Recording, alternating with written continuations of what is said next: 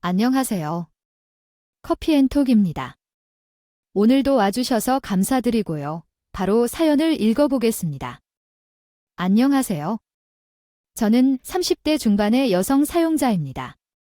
제가 연륜이 있다고 할 수 있을 만큼 살아온 인생이 길지는 않지만 이 세상에는 나쁜 사람이 참 많더라고요. 그리고 그런 사람들은 꼭 언젠가 본인의 업보를 돌려받게 되는 것 같아요. 물론 어떤 사람들은 살아가면서 돈 많고 힘이 좋으면 무슨 절에 저절로도 해결이 된다며 호언장담하기도 하죠. 그러나 하늘이 알고 땅이 한다는 말이 있는 것처럼 이미 저지른 죄는 무슨 일이 있어도 없어지지 않잖아요. 그렇기에 아무리 부정해도 언젠가는 죄값을 치러야 할 날이 찾아오는 것이고요. 하지만 세상에는 이를 간과하는 사람들이 참 많은 것 같아서 저로서는 안타까울 따름입니다. 저는 현재 결혼 3년 차가 되었고 도서관에서 사서로 근무를 하고 있어요. 그리고 제 남편은 시청 공무원으로 있죠. 저희 두 사람은 친구의 소개를 통해서 만났고 연애 4년 만에 결혼을 하게 되었어요. 사실 남편과 연애를 한 시간이 긴 편이기 때문에 시어머니와 두세 번 정도 함께 식사를 했던 적이 있었죠. 그리고 그때까지만 해도 시어머니는 저를 예뻐라 하고 좋아하셨고요. 왜냐하면 제가 일반 사서로 근무하는 것이 아니라 공무원 서서였기 때문이었죠. 우리 아들한테 듣기로는 이 동네 도서관 사전이 있다던데, 맞니? 내 어머니 여기서 5분 거리에 있는 도서관에서 근무하고 있어요. 설마 일반 사서는 아니지 뭐. 사람들한테 듣기로는 일반 사서 집도 있고 공무원으로 있는 경우도 있다던데 원래는 일반 사서식으로 있었는데요. 1년 전에 시험 봐서 공무원 됐어요. 아, 그래, 잘했네. 일반 사서보다는 안정적인 공무원이 훨씬 낫지? 아, 그렇구나. 이거. 첫 만남에서 시어머니는 제 직업에 대해 이것저것 묻기 시작했고 공무원이라는 이야기를 듣자마자 표정이 180도 바뀌었어요. 그리고 난 후 저희 두 사람을 보며 천생연분이라고 헤어질 생각보다 결혼할 생각을 하라고 하셨죠. 그때까지만 해도 저는 별 생각이 없었어요. 직업에 대해 이것저것 따져 묻고 연봉을 묻는 게 조금 부담스럽긴 했지만 그래도 저를 마음에 들어 하셨으니까요. 그리고 남편에게 미리 들었던 이야기가 있어서 그런지 어느 정도는 예상을 하고 있었기에 크게 이상하게 느껴지지 않았죠. 사실 저희 두 사람이 만난 지 1년 정도 지났을 때 남편이 본인 꿈에 대해 이야기했던 적이 있었어요. 본인은 어릴 적부터 요리하는 것을 좋아했기에 대학교도 관련 전공으로 가고 식당에 차리거나 호텔 조리사가 되려고 했다고 해요. 그런데 시어머니에게 하고 싶은 일에 대해서 말씀을 드렸더니 노발대발 하셨다고 했어요. 남자가 무슨 요리를 하겠다고 하냐고 그런 쓸데없는 꿈을 꿀 시간을 공무원이 될 생각을 하라며 강요를 하셨던 거죠. 시어머니의 말에 남편은 반항도 해보고 설득도 해보려고 했지만 워낙 강경하게 나오셔서 결국 포기하고 공무원 시험을 준비했다고 하더라고 해요. 그리고 남편뿐만이 아니라 도련님도 태권도 선수가 되고 싶어 했지만 도저히 뜻을 꺾을 수가 없었고 결국 경찰 시험을 보게 되었던 거죠. 사실 남편 이야기를 듣고 나서 조금은 놀라기는 했어요. 원래 자식 이기는 부모 없다고 하잖아요. 그런데 시어머니 말씀 때문에 두 사람 모두 꿈을 포기하고 공무원이 되었다고 하니 자식 욕심이 좀 많으신 편인가 보다 싶었죠. 그래도 그때는 결혼 생각을 하기 전이었기에 크게 와닿거나 미래에 대한 불안감 같은 것은 없었어요. 그러나 3년 뒤 본격적으로 결혼 이야기가 오고 가고 시댁에 첫 인사를 가게 되니 시어머니가 조금 두렵게 느껴지더라고요. 밖에서 몇 번 만나 얼굴을 익혔다고는 하지만 며느리로서 집에 인사를 드리러 가는 것은 천지 차이잖아요. 게다가 시어머니의 성격을 아니까 더 긴장이 될 수밖에 없었죠. 그래도 시어머니께서 저희 두 사람에게 꼭 결혼을 하라고 말씀하셨기에 반대는 없겠다 생각했어요. 그러나 막상 시댁에 가보니 집안에 대한 이야기가 나오게 되었고 생각했던 것과는 다르게 약간의 반대를 겪어야 했죠. 그 이유는 제가 아버지와 둘이 살고 있다는 것 때문이었어요. 이렇게 보니 만날 때마다 예진이에 대한 얘기만 해서 사돈 내실 분들에 대해 아는 게 없네? 부모님은 건강하시지? 지금은 뭐 하시니? 아버지는 지금 식당을 운영하고 계시고요. 엄마는 돌아가셨어요. 뭐라고? 너 그럼 지금 아버지랑 둘이 살고 있다는 말이니? 이유준 얘, 아버지랑 둘이 살고 있다는 거 알고 데리고 온 거야? 엄마, 그게 뭐, 어떻다고 그래? 장모님이 일찍 돌아가셨으니까 장인어른이랑 둘이 서는 게 당연한 거 아니야? 아니, 엄마 없이 자란 애가 제대로 된 교육이나 받았겠니? 너는 골라도 어째 이런 애를 골라왔냐? 어머니, 저희 엄마 어릴 때 돌아가신 거 아니고 5년 전에 사고로 가신 거예요? 그 전까지는 새 식구였어요. 아유, 어찌되었건 안 사더니 5년 전에 돌아가셨으면 살림은 제대로 못 배운 거 아니니 할 줄 아는 게 아무것도 없을 테니 결혼하면 귀한 내 아들이 굶고 살아야 한다는 말이잖아. 시어머니는 아버지랑 둘이 살았다는 것을 알게 되죠. 온갖 트집을 잡으면서 이 결혼 반대라고 외치기 시작했죠. 분위기가 점점 심각해지자 남편과 시아버지가 나서서 뜯어 말리기 시작했고 결론적으로는 어찌저찌 허락을 받을 수는 있었어요. 그러나 속이 후련한 허락은 아니었기에 며느리가 되는 저로서는 걱정이 많을 수밖에 없었죠. 사실 이런 상황에서 결혼 생활 중에 조금만 잘못해도 호라비 밑에서 뭘 배웠냐는 이야기가 나올 게 뻔하잖아요. 그래서 저는 남들보다 며느리 노릇을 훨씬 더 잘해야 했죠. 그렇기에 부담감이 컸고 주변 사람들의 반대도 있을 수밖에 없었어요. 특히 고모는 걱정을 많이 하면서 결혼 다시 한번 생각해 보라고까지 말씀을 하셨죠. 예진아, 이서방 좋은 사람인 것은 알지만 고모가 생각하기에는 결혼 다시 한번 고민해 보는 게 좋을 것 같아 라고 했어요. 고모가 뭘 걱정하는 건지 나도 아는데 유준 씨 아니면 안 될 것 같아요. 고모는 지금까지 반대하는 결혼 억지로 해서 잘 사는 거 한 번도 못 봤어. 분명히 시집살이 엄청날 텐데, 아니, 그거 어떻게 버티려고 그래? 나도 조금은 걱정되기는 하는데, 그래도 내가 노력하면 좋은 관계를 지낼 수 있을 것 같아. 그러니까 고모도 너무 걱정하지 마. 다른 사람도 아니고 시어머니 되실 분이 반대를 하신다는데 걱정이 되지 않을 거야. 사실 저도 고모가 어떤 부분을 걱정하시는지 알고 있었어요. 그러나 저도 시댁을 넣으면서 결혼에 대한 고민을 안 해본 것은 아니었죠.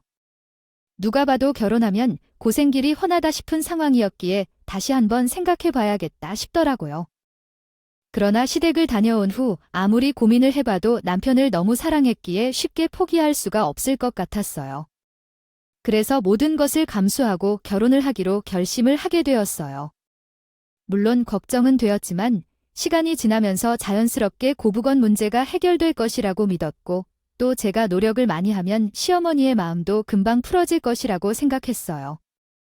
그래서 결혼 후 시어머니에게 자주 찾아가려고 노력하고 또 주기적으로 용돈과 건강식품 같은 몸에 좋은 것들을 많이 챙겨드렸어요. 그러나 시어머니는 아무리 노력을 해도 바뀔 생각을 하지 않더라고요. 오히려 사소한 것까지 간섭을 하셨고 틈만 나면 시댁으로 부르시거나 집에 찾아오시기도 했죠. 그러다 보니 시간이 지나면서 저도 점점 스트레스가 되었던 것 같아요. 한 번은 제가 몸이 너무 안 좋아서 반차를 낸 후 일찍 퇴근을 했던 적이 있었죠. 피죽 한 그릇 못 얻어먹은 사람처럼 몸에 힘이 하나도 없었던 상황이었어요. 그래서 창백해진 얼굴로 병원에 가서 링거를 맞은 후 터덜터덜 집으로 돌아왔는데 불청객이 한 명 와 있는 거예요. 다름 아닌 시어머니가 아무도 없는 집에 몰래 들어가 소파에 누워 TV를 보고 계시더라고요. 것이었죠? 저는 들어가자마자 소파에 사람이 누워있는 모습을 보고 도둑이라도 들었나 싶었어요. 그래서 깜짝 놀라 소리를 지를 수밖에 없었죠. 그랬더니 시어머니는 제 앞에서 무슨 문제라도 있냐는 듯 당당하게 나오더라고요. 아이고, 귀청 떨어지겠다. 갑자기 소리는 왜 지르니? 어머니가 여기 왜 이러고 계세요? 질문을 열어줄 사람이 없었을 텐데 여긴 어떻게 들어오신 거예요? 어떻게 들어왔긴. 니들 이사 들어올 때 챙겨놓은 보조 가득히로 따고 들어왔지. 시어머니의 뻔뻔한 태도에 저는 너무나 황당했어요. 저희 부부는 아무에게도 비밀번호를 알려드린 적이 없거든요. 사실 집에 누가 오는 것을 별로 안 좋아하기도 하고 아무리 가족이라고 해도 예의는 지켜야 한다고 생각했어요. 그래서 이사를 들어오던 날 시어머니께서 아무리 비밀번호를 알려달라고 했어도 전 절대 이야기하지 않았죠.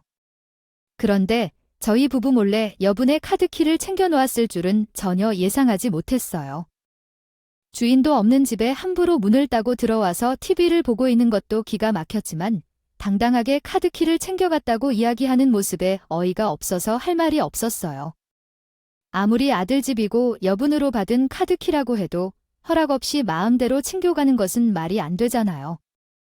아무리 좋게 생각해 보려고 해도 이건 아닌 것 같았어요. 그래서 저는 시어머니에게 따져 묻기 시작했죠. 어머니, 카드키를 우리한테 허락받고 가져간 거예요? 여기가 내 아들 집인데 그걸 왜 허락받고 가져간 거니? 너희들이 이사 들어오는 날 서랍에 있길래 그냥 내가 하나 가져갔다고 아무리 아들 집이라고 해도 그렇지. 이제는 부부가 사는 집인데 말도 없이 함부로 카드키를 가지고 가시면 어떻게 해요? 그럼 내가 남의 집에 들어오는 것도 아니고 아들 며느리 집에 오는 건데 올 때마다 허락을 받고 들어와야 하냐? 카드키 하나 가지고 있으면 편하게 왔다 갔다 할 수 있으니 하나 챙겨놓은 거야? 시어머니는 끝까지 본인은 잘못이 없다는 식으로 이야기를 하셨어요. 오히려 따져 묻는 죄가 이상하다고 말씀하셨죠. 오히려 따져 묻는 제가 이상하다고 말씀을 하셨어요. 그 모습을 보면서 저는 정말 황당하고 기분이 너무 안 좋았어요. 아무리 아들 부부 집이라고 하지만 서로 지켜야 할 예의가 있는 거잖아요. 시어머니가 카드키를 가지고 있으면 저희가 없이도 마음대로 들어올 수 있다는 건데 괜히 신경이 쓰이더라고요. 그리고 CCTV로 감시를 당하고 있는 듯한요. 기분이 들어서 어떻게 해서든지 저 카드키를 돌려받아야겠다는 생각이 들었어요. 어머니, 그 카드키 오늘 주고 가세요? 아무리 아들 부부가 사는 집이라고 해도 함부로 왔다 갔다 하시는 곳은 아닌 것 같아요. 뭘 하고 기어코 뺏어가겠다는 말이냐? 내가 남도 아니고 시어미인데. 아, 너 정말 너무한 거 아니냐? 서운하셔도 어쩔 수 없어요. 연락도 없이 이렇게 불쑥불쑥 찾아오시면 저는 너무 불편하고 당황스러워요. 그리고 아무리 아들 집이라고 하셔도 미리 연락을 하고 오시는 게 맞는 거잖아요. 저는 화가 머리끝까지 났지만 시어머니와 소리를 지르고 싸울 수가 없는 노릇이니 최대한 좋게 이야기하려고 노력했어요. 그리고 몸이 좋지 않았기에 시어머니를 빨리 보내고 싶은 마음도 있었죠. 그러나 시어머니는 제 말에 곱게 들었어요. 리가 없었어요. 카드키는 줄 생각을 하지 않았고 냉장고 청소 좀 해라. 집안 꼴이 이게 뭐냐 등 지적을 하면서 다른 쪽으로 화제를 돌리려고 하더라고요. 그 모습에 저도 점점 짜증이 나기 시작했죠. 누가 봐도 카드키 주기 싫어서 일부러 트집을 잡는 거잖아요. 어머니, 자꾸 딴 말씀 하지 마시고 카드키 그냥 주세요. 끝까지 안 주시면 저 그냥 도어락 바꿔버릴 거예요. 치사하게 카드키 하나 가지고 더럽게 뭐라고 하네. 그래, 내가 카드키를 줄 테니까 어디 한번 잘 먹고 잘 살아봐라. 저는 카드키 줄 생각이 없어 보이는 시어머니에게 단호히 이야기를 했어요. 이렇게라도 하지 않으면 분명히 시어머니는 우리 집을 제 집으로 납치해버릴 듯할 텐데요. 그랬더니 시어머니는 소리를 빽 지르더니 카드키를 던져버리고 집을 나가 버리시더라고요. 저는 너무 황당했지만 그래도 카드키를 돌려받았으니 됐다 싶었죠. 그런데 시어머니는 남편에게 전화를 해서 한 소리 하신 듯 했어요. 그날 저녁 집에 돌아온 남편이 저를 붙잡고 시어머니에게 카드키 하나 드릴 수도 있지. 굳이 왜 빼앗았냐면서 한마디 하는 거예요. 안 그래도 하루 종일 몸이 좋지 않아 드러누운 저에게 시어머니 편을 들고 나서는 모습을 보니까 괜히 서럽고 화가 났죠. 그래서 저는 남편에게 혼자 살고 있는 집이냐 면서 따지기 시작했고 결국 그날 저희 두 사람은 크게 싸울 수밖에 없었어요. 연애할 때도 이렇게 싸운 적이 없는데 시어머니 때문에 큰 소리가 오고 가니 제가 왜 이러고 살아야 하나 싶더라고요. 그리고 앞으로 이런 일이 종종 생길 텐데 그때마다 남편이 시어머니 편을 들고 나설 것 같았죠.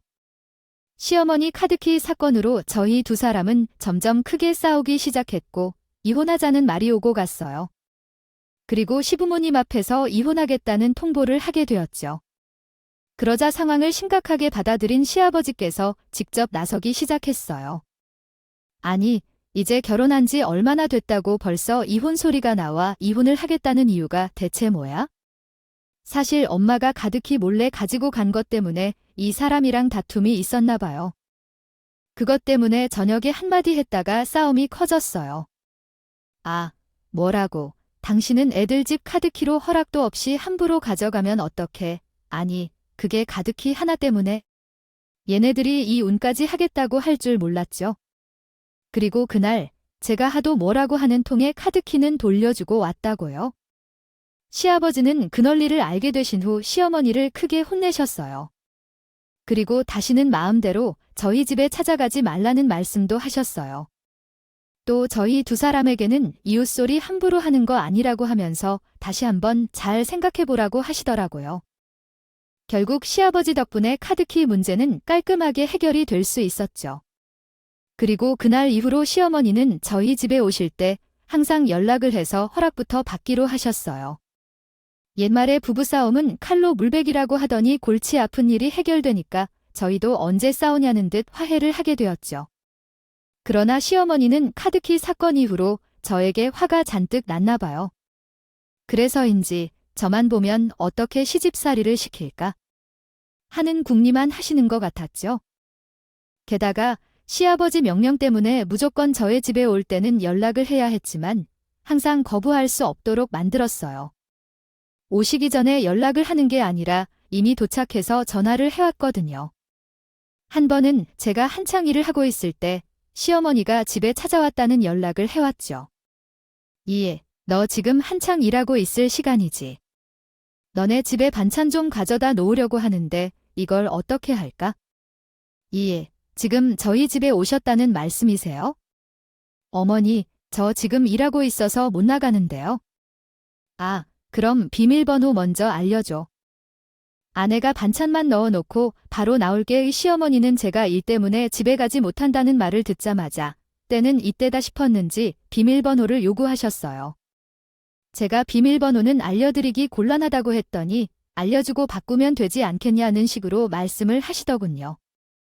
출발하기 전에 연락을 주셨으면 시간을 조율하거나 다음에 오시라고 했겠지만 이미 도착을 하셨다는데 모른 척밖에 세워둘 수가 없었죠.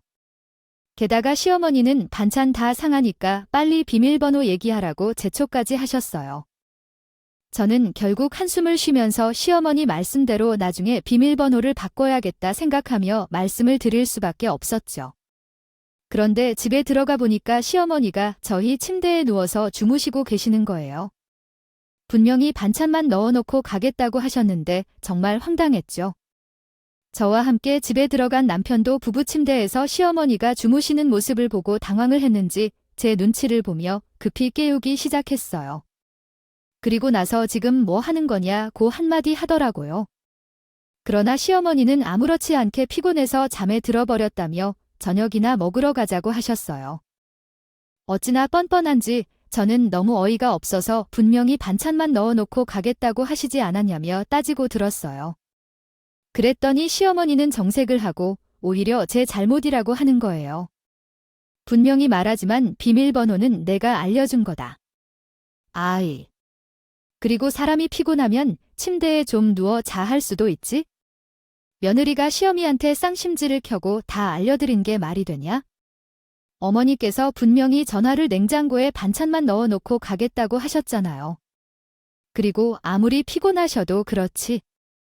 어떻게 부부 침대를 함부로 사용하실 수가 있으세요? 이대로면 저녁 좀 같이 먹고 가려고 했다. 아니, 너네 집 소파가 하도 작아서 언제 오나 하고 기다리다가 침대에서 잠깐 잠 좀 잤다고. 이렇게 눈에 풀을 켜고 따질 일이야? 엄마, 아무리 그래도 부부 침대에서 자는 건 아니지. 옆에 손님방도 있는데 차라리 거기서 자지 그랬어. 남편도 이번 일은 시어머니 잘못이라고 생각한 듯 보였죠. 평소 같았으면 시어머니 편을 들고도 남았을 텐데 이번에는 제 눈치를 살피면서 한 소리 하더라고요. 그러자 시어머니는 잔뜩 서운한 티를 내는 거예요. 하지만 아무도 받아주지 않으니까 짜증이 났는지 그냥 짐을 챙겨서 나가버렸죠. 물론 뒤늦게 남편이 쫓아가긴 했으나 시어머니는 한동안 미쳐 있었어요. 그러다가 시간이 지나면서 흐지부지 지나가게 되었죠. 그런데 문제는 시어머니의 시집살이 강도가 점점 더 커졌다는 거예요. 한 번은 주말 아침 일찍부터 시어머니에게 전화가 온 적이 있었어요. 무슨 일인가 하고 받아보니 뜬금없이 그날 시댁에 오라고 하시는 거예요. 하지만 그날 저는 약속이 잡혀있던 상황이었기에 처음에는 거절을 했었죠. 그런데 시어머니가 제 말을 듣고는 노바에 대발 난리를 치더라고요. 아이, 너 지금 내 말이 말 같지 않냐? 어디서 시어머니가 집에 오라고 하는데 거절을 해? 어머니, 저 오늘 아는 언니랑 약속이 있어서 그래요. 미리 잡아놓은 약속이 있는데 어떻게 시댁에 가요? 너는 가족이 중요하냐? 그 아는 언니가 중요하냐? 집에 일이 있다고 하고 약속 취소하면 되잖아, 어머니. 당일에 약속 시수를 어떻게 해요? 심지어 약속 시간이 2시간밖에 안 남았고 언니는 이미 서울로 오는 중일 텐데 취소 못하죠. 전 급하신 일이면 제가 약속 다녀와서 집에 갈게요. 아는 분명히 말했다. 헛소리하지 말고 무조건 10시까지 집으로 와라. 시어머니는 저에게 무조건 10시까지 집에 오라고 통보를 하시고 전화를 끊어버리셨어요. 저로서는 정말 난감한 상황이었죠. 아는 언니가 지방에서 이미 서울로 올라오고 있는 중이었는데 무작정 약속 취소를 하고 오라니요. 그렇다고 시어머니의 말씀을 무시하게 되면 앞으로 시집살이가 장난이 아닐 텐데 어떻게 해야 하나 싶더라고요. 그래서 결국 저는 아는 언니 얼굴만 잠깐 보고 시댁으로 달려가게 되었어요. 물론 시어머니가 말씀하신 10시는 훌쩍 넘긴 상황이었죠. 제가 시댁에 도착하자마자 시어머니는 화가 잔뜩 묻은 얼굴로 나오시더니 본인 말 무시하는 거냐고 왜 이제 오냐면서 크게 화를 내셨어요. 그러고는 저에게 걸레를 던져주며 며칠 뒤 집에 손님이 오시니까 대청소를 하라고 하시는 거예요.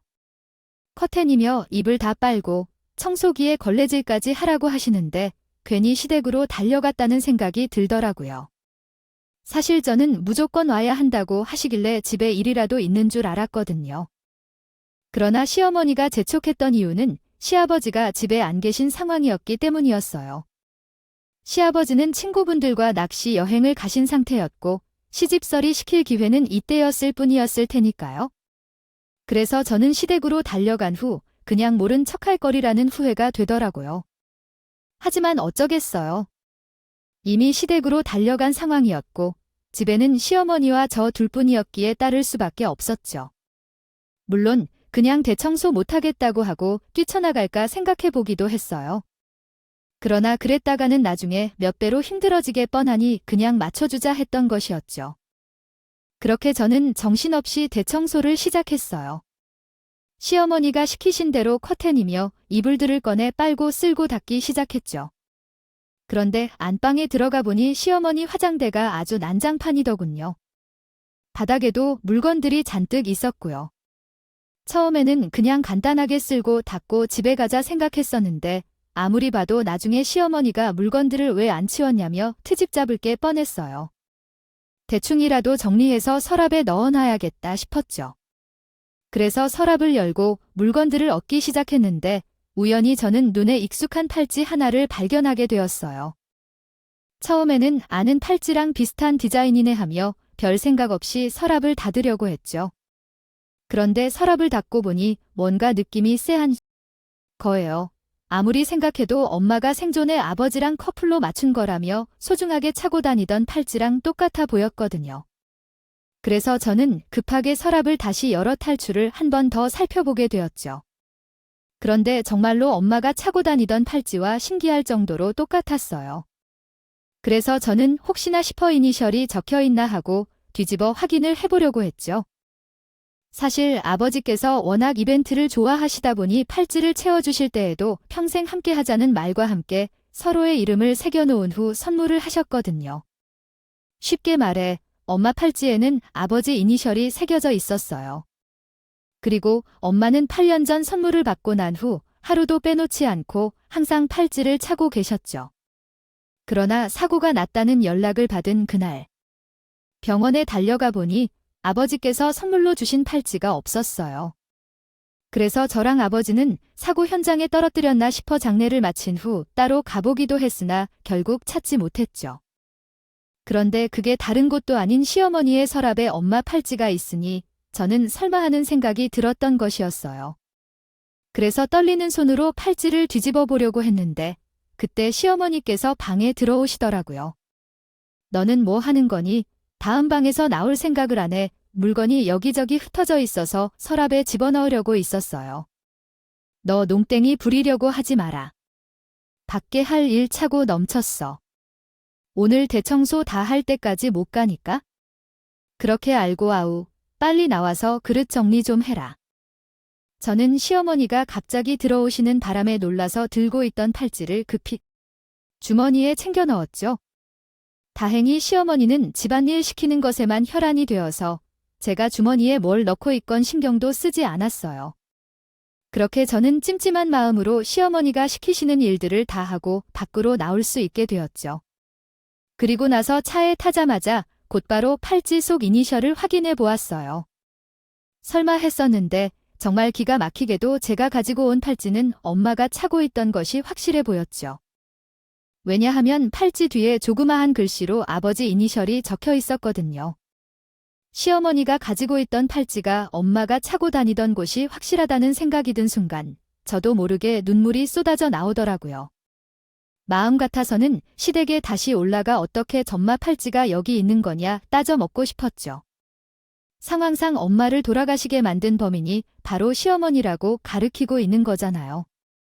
그러나 정말로 시어머니가 범인이라면 모든 것이 확실해지고 증거물이 만들어질 때까지 모른 척하고 있어 했어요. 괜히 마음 내키는 대로 쫓아 올라가서 난리를 쳐봤자 인정을 하지 않고 모르쇠로 일관할 것이 분명해요. 또한 제가 정신없는 상황 속에서 주머니에 넣어가지고 나온 거라 집에서 팔찌가 나왔다는 증거물도 없었죠. 그래서 저는 우선 아버지에게 찾아가 팔찌에 대해 자세히 여쭤보기로 했어요. 아, 이따 이 시간에 여기까지 왔어. 일 어떻게 됐어? 아버지 보고 싶어서 온 거야? 네, 아버지도 뵐 겸 여쭤볼 게 있어서 왔어요. 갑자기 다 늦은 밤에 찾아와서 물어볼 게 뭔데? 아버지. 혹시 엄마한테 선물로 주신 팔찌 어디서 구매하셨어요? 다른 게 아니라 엄마가 꿈에 나와서 팔찌를 찾길래 같은 거 있으면 하나 사다가 놨고 일당이 너 오늘 까고요. 엄마가 꿈에 나와 그 팔찌를 찾았어. 아이고, 그 팔찌 특별 제작한 거로 다시 만들기 쉽지 않을 텐데 저는 범인이 확실해질 때까지 아버지에게도 숨기는 게 맞는 것 같아. 엄마가 꿈에 나왔다는 말도 안 되는 핑계를 대며 이것저것 여쭤보았어. 그랬더니 아버지는 난감한 표정으로 특별 제작을 한 팔찌라는 말씀을 하셨어. 그러면서 오래된 가게라 아직 멀쩡하게 장사를 하고 있는지는 모르겠다고 다시 만들 수 있을지도 모르겠다고 하시는 거예요. 그래도 저는 한번 알아봐야 할 것 같아. 아버지에게 팔찌 만든 곳 주소나 이름 알고요. 있냐고 여쭤봤죠? 그랬더니 아버지는 방으로 들어가 한참 동안 서랍을 뒤적이시더니 케이스 하나를 가지고 나와 저에게 주셨어요. 그러면서 아버지가 차고 계시던 팔찌까지 주시면서 같이 가지고 가서 다시 만들 수 있는지 확인해 보라고 하시더군요. 저는 그 팔찌와 케이스를 함께 가지고 나오게 되었고 다음 날이 되자마자 가게를 검색해 본 후 찾아가게 되었어요. 나이 드신 분이 하는 곳이었다고 해서 혹시나 문을 닫지는 않았을까 걱정이 많았는데 다행히 아드님이 물려받아 운영하고 있더라고요. 안녕하세요. 여쭤볼 게 있어서 찾아왔는데요. 혹시 이 팔찌 8년 전에 여기서 특별 제작된 것이 맞을까요? 8년 전이면 저희 아버지가 운영하셨을 때인데 잠시만 기다려주세요. 제가 아버지 나오시라고 할게요. 혹시나 아무런 정보도 얻지 못하면 어쩌나 싶었는데 다행히 부모님의 팔찌를 만들어주신 분이 가까운 곳을 살고 계셨고 바로 달려와 주셔서 자세히 이야기를 들을 수 있었죠. 사장님께서는 제가 내민 2개의 팔찌를 이리저리 확인해 보시더니 특별 제작된 것은 일련 번호가 다르다면서 확인을 시켜주셨어요. 저는 일반 시중 제품이랑 일련 번호가 다른 게 맞는 것인지 여러 번 여쭤보았고 사장님께서는 특별 제작된 제품의 경우 에즈 문제 때문에 특별 1년 번호를 부여받는다고 대답해 주셨죠. 그러면서 직접 1년 번호까지 확인해 적어서 주셨어요. 저는 세상에 2개밖에 없는 팔찌라는 것을 확인한 후 시어머니가 저희 엄마를 돌아가시게 만든 사람이라는 것을 완전히 확신할 수 있었죠. 저는 이 일을 어떻게 해야 하나 고민을 많이 했어요. 다른 사람도 아닌 시어머니가 범인이라니 정말 충격이었어요. 아무리 등잔 밑이 어둡다고 하지만 저로서는 큰 시험대에 놓인 것 같은 기분이었어요. 바로 경찰서에 가서 신고를 할까 했지만 생각을 해보니 제가 시댁에서 팔찌를 가지고 나와버린 상황이었더라고요. 무엇보다 엄마는 억울하게 하늘로 갔는데 그냥 신고해서 처벌을 받게 하는 것은 제 마음에 내키지 않았어요. 사실 이제 와서 하는 말이지만 엄마가 사고가 난 후 병원에 옮겨졌을 때 숨이 약간 붙어 있었던 상황이었거든요. 의사 선생님께서도 조금만 더 빠르게 왔으면 사실 수 있었다고 말씀하셨어요. 그 이야기를 듣는데 신고조차 안 해준 범인이 정말 원망스러웠죠. 그런데 그런 사람이 바로 시어머니라고 하니까 제 눈이 돌아가게 되었어요. 경찰서에 신고를 하더라도 제대로 복수를 해줘야겠다 싶었죠. 그래서 저는 어떻게 해야 할까 계속 고민을 했었어요. 그런데 생각을 해보니 시어머니 환갑잔치가 얼마 안 남았더라고요. 그래서 저는 그때를 이용해야겠다 싶었어요. 시댁 식구들은 알고 있는지 몰라도 분명히 친척들과 지인들은 이 사실을 모르실 테니 시어머니가 한 짓을 동네방네 떠들어 창피를 주고 손가락질을 받게 해야겠다 생각했어요. 그리고 그 자리에서 경찰에 신고를 하기로 계획을 세워놓았죠. 또 시어머니가 팔찌를 가지고 있어야 경찰에 신고가 가능할 것 같아서 원래 있던 자리에 가져다 놓아야겠다 싶더라고요. 그래서 저는 곧장 시댁으로 찾아가게 되었죠. 부르지도 않았는데 자진해서 찾아가니까 시어머니가 이상하다 생각했던 거요. 같아요. 저에게 자꾸 이것저것 캐묻더라고요. 부르지도 않았는데 내가 여기까지 웬일이냐? 그게 어제 청소를 좀 하다가 귀걸이 한쪽을 잃어버려서요. 지난 사람에게 선물 받은 거라 찾아야 할 것 같아서 왔어요. 귀걸이. 칠칠맞게 너는 그런 걸 흘리고 다니냐? 아유, 어떻게 생겨먹은 건데? 꽃 모양으로 되어 있는 건데 혹시 못 보셨죠? 제가 생각하기에 안방에 떨어뜨린 것 같은데 들어가서 한번 봐도 될까요?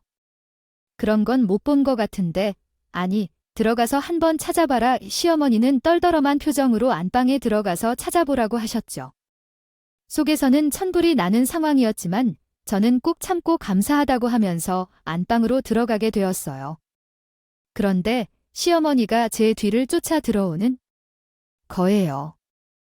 일단 저는 서랍을 열 수가 없으니 여기저기 귀걸이를 찾는 척했죠. 그리고 팔찌를 서랍에 넣어야 하는데 어떻게 해야 하나 고민을 계속하고 있었어요. 그런데 하늘도 도와주는 것인지 때마침 시어머니 휴대폰이 울리더라고요. 그러자 시어머니는 전화를 받겠다며 밖으로 나가버렸고 저는 이때가 기회다 싶어서 서랍을 열어 원래 자리에 팔찌를 집어넣었어요. 그리고 여기저기 찾는 척하다가 조심스럽게 밖으로 나갔어요. 그랬더니 시어머니는 전화를 하다 말고 저에게 귀걸이 찾았냐 물으시더라고요. 그래서 저는 차에 떨어뜨린 것 같다고 대충 얼버무리며 밖으로 나왔죠. 시어머니는 전화를 하느라 정신이 없는 것인지 가려는 저를 붙잡지 않았어요. 그래서 불편함 없이 무자의 시댁을 빠져나와 집으로 돌아갈 수 있었죠. 그렇게 약 2주일이라는 시간이 흘렀고 시어머니의 환갑잔치 날이 다가왔어요. 원래 계획대로라면 모두가 모여있을 때 아버지에게서 받아온 팔찌를 보여주며 시어머니 실체를 폭로하고 경찰에 신고해야 했죠. 그러던 하필이면 그날 아침부터 컨디션이 좋지 않았고 배가 너무 아파서 음식일 수가 없었어요. 그래서 결국 저는 환갑잔치 대신 다른 기회를 봐야겠다 생각하고 있었죠. 그런데 문제는 환갑잔치 당일에 남편이 급한 미팅이 잡혀 있어 제가 대신 시부모님을 모시고 가기로 했던 상황이라는 거예요. 저는 모든 게 꼬여버린 상황에 한숨을 내쉬면서 시어머니에게 전화를 하게 되었죠. 어머니, 제가 아침부터 배가 너무 아파서요. 아무래도 병원에 가봐야 할 것 같아서 환갑잔치에 못 갈 것 같아요. 뭐라고, 집에 며느리라고는 하나밖에 없는 네가 안 오면 어떻게 하니? 헛소리하지 말고 당장 집으로 차를 끌고 와요. 죄송해요. 지금 허리를 펼 수가 없을 정도로 너무 아파서 병원에 가야 할 것 같아요. 도련님께 부탁드려서 환갑잔치 다녀오세요. 저는 노발대발하는 시어머니의 말을 다 듣지 않고 그냥 전화를 끊어버렸어요. 사실 시어머니의 말이 가만히 듣고 있을 상황은 아니었죠. 침대에서 대구르를 구를 정도로 너무 아팠거든요. 그래서 시어머니에게 거의 통보식으로 못 가겠다 이야기를 한 후 거의 바로 앰뷸런스를 불렀어요. 그렇게 해서는 앰뷸런스가 올 때까지 여기저기 굴러다니며 아픔에 참아야 했죠. 그리고 시간이 지나 신고를 받고 찾아온 구급대원들이 집으로 들어와 제 상태를 살펴보기 시작했어요. 그리고 저를 이소경 침대에 눕혀 구급차에 싣고 있었죠. 그런데 시부모님께서 제 전화를 받은 후 곧장 택시를 잡아 타고 집에 오셨더라고요. 그리고 얼마 지나지 않아 구급차에 실리고 있는 제 모습을 봤는데요. 달려오는 거예요. 구급대원들은 그런 시부모님을 막아서며 바로 가봐야 한다고 이야기를 했죠. 그러나 시어머니는 본인이 보호자라고 구급차에 타더니 이승용 침대를 못 넣게 밖으로 밀기 시작했어요. 그러자 구급대원들도 그렇고 시아버지도 당황해서 지금 뭐 하는 짓이냐 하며 시어머니를 끌어내리려고 했죠. 지금 뭐 하는 거예요? 환자분 맹장 터져서 병원으로 이송해야 합니다. 이송 방해하실 거면 당장 내리세요. 당신 지금 뭐 하는 거야? 아니면 오늘 아기 아파서 병원에 가야 한다잖아. 그러니까 이상한 짓 하지 말고 하이 빨리 내려. 이 사람아 우쇼하고 자빠졌네. 네가 무슨 맹장이 터져 멀쩡해 보이는구먼. 내 환갑잔 지각에 당장 안 내려. 시어머니는 아파 죽겠다는 저를 침대에서 억지로 끌어내리려고 안간힘을 썼어요. 그러자 구급대원들이 들어와 시어머니를 내보내려고 했죠. 맹장 터져서 빨리 병원에 이송해야 한다고 자꾸 이러시면 업무방해로 경찰에 신고한다면서요. 마찬가지로 시아버지께서도 계속 빨리 안 내리냐고 큰 소리를 치셨죠. 그러나 시어머니는들은 척도 하지 않고 억지로 저를 끌어내리는 것에만 혈안이 되어 있었어요. 저는 이대로는 도저히 안 되겠다 싶더라고요. 이렇게 시간만 지날수록 저는 힘들고 아프니까 꾹 참고 멀쩡히 두 발로 일어섰어요. 그랬더니 시어머니는 저를 가리키며 눈이 있으면 보라고 본인 말이 맞지 않냐면서 아주 방방 뛰는 거예요. 아유, 봐요. 내 말이 맞죠? 이 아픈 척하는 거라니까요. C센티미터의 환갑잔치 가기 싫어서 며느리가 꾀병 부린 거라고요. 꾀병이요. 지금 제 얼굴이 꾀병 부리는 얼굴이에요. 구급대원님 죄송한데 경찰에 신고 좀 해주세요. 뭐라고? 지금 환갑잔치 누잔데 무슨 경찰에 신고를 하니? 당장 나랑 가자. 시어머니는 억지로 제 팔을 붙들고 환갑 전체에 가자며 끌고 가려고 했어요. 그러나 저는 최대한 있는 힘을 모아 시어머니의 팔을 뿌리쳤죠. 그리고는 팔을 걷어 팔찌를 보여주며 따지기 시작했어요. 어머니, 이 팔찌 어디서 본 적 있지 않아요? 그걸 네가 왜 가지고 있냐? 너 이제는 하다 남의 물건 훔치기까지 하니? 그거 다른 사람들이 보면 안 되는 물건이야. 당장 내놔. 지금 무슨 소리 하시는 거예요? 당신이 가지고 있는 팔찌는 우리 엄마 거예요. 뒤에 아버지 이니셜도 적혀 있는데 본 적 없죠? 너 지금 무슨 소리를 하는 거냐? 그 팔찌가 왜 우리 엄마 거야? 그건 내가 금은방 가서 산 거다. 말도 안 되는 소리 하지 말고 얼른 훔쳐간 팔찌 내놔. 저는 시어머니에게 소리를 고래고래 지르며 우리 엄마한테 왜 그랬냐고 악에 지르며 이야기했죠. 그러자 구급대원은 많이 놀란 듯 보였고 시아버지는 아무것도 몰랐던 듯 영문을 모르겠다는 표정을 지었어요. 때마침 경찰관들이 구급차 앞으로 다가와서 무슨 일이냐고 물었죠. 그래서 저는 시어머니를 가리키며 우리 엄마가 뺑소니 범이라고 당장 잡아가 달라고 했어요. 그게 무슨 지금 업무방해로 신고하신 건 아닌가요? 네, 그렇긴 한데 지금 이분은 5년 전 저희 엄마를 세상 떠나게 만든 주범이에요. 잡아가서 빨리 조사해주세요. 그분이 맹손이라는 말씀이십니까? 혹시 증거는 가지고 계세요? 아무리 신고자라고 해도 증거가 없으면 함부로 잡아가지 못해요. 아니에요. 경찰관님, 제가 저희 며느리인데 할머니가 아파서 정신이 어떻게 된 거예요. 아무 말이나 짓거리는 거거든요. 그래서 그냥 가셔도 됩니다. 증거물 있어요. 제가 차고 있는 팔찌인데 부모님이 커플로 차고 다니려고 특수 제작된 거고요. 1년 번호도 특별하게 부여받은 거예요. 그런데 시대가 안방 서랍에 저희 엄마 팔찌가 있어요. 그리고 구급대원님들이 저랑 시어머니가 나눈 얘기 다 들었고요. 저의 말에 시아버지는 크게 충격을 받고 계셨습니다. 받으신 듯 보였죠. 시어머니를 붙잡고 제가 하는 말이 사실이냐고 묻는 거예요. 그러나 시어멜니는 끝까지 두 손을 내저으며 본인은 잘못 없다고 부정했어요.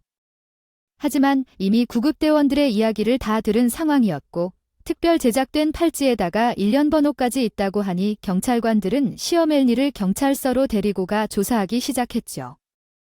그리고 경찰관들이 시댁으로 찾아가 숨겨놓은 팔찌도 찾아냈어요. 그런데 조사를 해보니 진짜 반전은 따로 있었어요. 알고 보니 뺑소니범은 시어멜니가 아닌 도련님이었던 거예요. 시어멜니는 아들을 지키고자 끝까지 본인이 했다고 이야기를 했으나 도련님이 뒤늦게 양심의 가책을 느꼈는지 자수를 했다고 하더라고요. 근데 저는 제일 궁금했던 게 왜 엄마의 팔찌를 가지고 있었는지가 제일 궁금했어요. 어떻게 보면 그게 증거가 될 수도 있었는데 버리지 않은 게 수상했거든요. 그래서 엄마의 팔찌를 가지고 있던 이유도 물어봤는데 도련님은 기억이 잘 나지 않는다고 했어요. 하지만 시어머니가 말하길 그날 도련님이 입고 갔던 바지에 들어있던 팔찌였다고 하더라고요. 추측하건대 도련님은 증거를 버리려고 챙겨왔다가 술에 취해 바지에 넣어놓은 걸 깜빡 잊은 듯 했죠. 근데 시어머니가 그 바지를 빨려다가 팔찌를 발견했고 단지 팔찌가 예뻐서 본인이 가지고 있게 된 거였다고 하더라고요. 아마 저희 엄마가 억울하게 세상을 떠나니 이렇게나마 본인의 억울함을 풀고 싶었나 봐요. 그 생각이 드니 소름이 다 끼쳤어요. 그리고 시동생은 뭐라고 했는지 들어보니 경찰 준비를 하고 있던 당시에 친구들이랑 술을 먹고 운전을 하다가 그 사고를 냈다고 했어요. 결국 꼬리가 길면 밟힌다고 했던가요? 우연히 피해자 딸인 제가 그 집며느리로 들어가게 되었고 시어머니가 시킨 대청소의 증거물을 발견하게 되어 세상에 제가 드러나게 된 거예요. 결국 이번 일로 도련님은 경찰복을 벗어야 했고 당연히 처벌을 받게 되었죠. 다행히 공소시효가 5년 정도 남은 상황이어서 문제없이 조사가 진행되어 도련님은 옥에 갇히게 되었어요. 그리고 저는 이번 일로 남편과 이혼을 하게 되었죠. 사실 저는 이게 당연한 결과라고 생각했어요. 어떻게 그들과 아무렇지 않게 가족으로 얼굴을 마주보며 살 수 있겠어요? 남편도 도련님이 한 짓을 알게 된 후 합의 이혼에 동의했죠. 그리고 시아버지와 함께 찾아와 무릎을 꿇고 죄송하다며 용서를 구했어요. 당연히 용서는 받을 수 없었지만요. 그렇게 제가 이혼을 한 후 한동안 아버지도 저도 많이 힘들었죠. 모든 게 밝혀지고 나서 몇 달간 웃지도 않고 제대로 먹지도 않으면서 살았거든요. 그래도 시간이 모든 걸 해결해 준다더니 엄마의 억울함도 또 모든 게 밝혀지고 나서 힘들었던 날들도 점점 풀리게 되더라고요. 그리고 살면서 엄마를 떠나게 만든 사람은 꼭 잡아 죄값을 받게 하고 싶었는데 비록 이혼은 했지만 이렇게 해결이 되는 속은 시원하네요. 이제 모든 게 정리가 되었으니 하늘에 있는 엄마가 부디 억울함을 풀고 행복하게 잘 지냈으면 좋겠어요. 애청자님들, 제 이야기 들어주셔서 감사하고요. 따뜻한 봄에 피어나는 예쁜 꽃처럼 활짝 웃는 날만 가득하시기를 바라겠습니다. 지금까지 커피앤톡이었습니다. 오늘도 끝까지 함께 해주셔서 감사하고요. 다음 영상으로 또 찾아뵙겠습니다.